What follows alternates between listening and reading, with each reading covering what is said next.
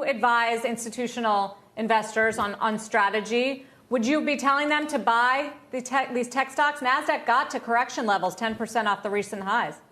Well, look, I think that most of this has really been focused on valuation. I agree that, calling this yield move dramatic is an overstatement.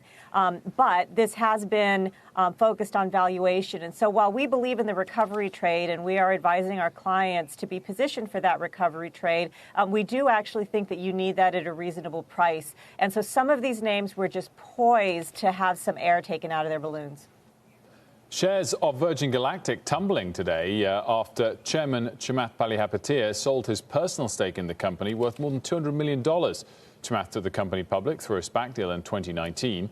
Meanwhile, the CNBC SPAC 50 index touching negative territory for the year after a very rough week. And Leslie Pickett's got the details on that for us. Leslie.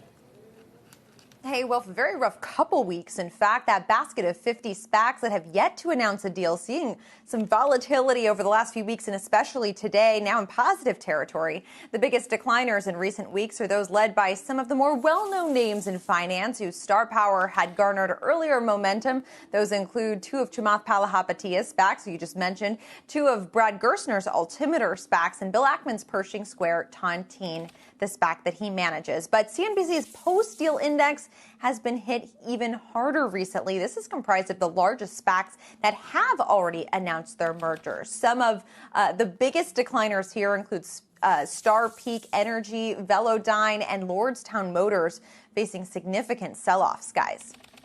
Leslie, thanks so much for that. Gina, what's your take on some of these SPACs? Are you optimistic and going to use this pullback as a buying opportunity? Not at all. I mean, SPACs really have been the, one of many elements that say that there's just too much money in the system right now. We've seen money supply growing, but absolutely no inflation. And all of that money's been finding its way into assets like SPACs.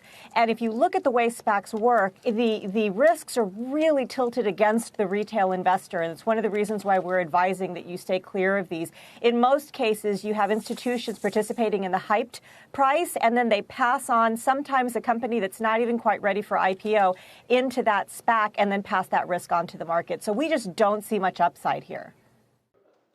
Shepard Smith here. Thanks for watching CNBC on YouTube.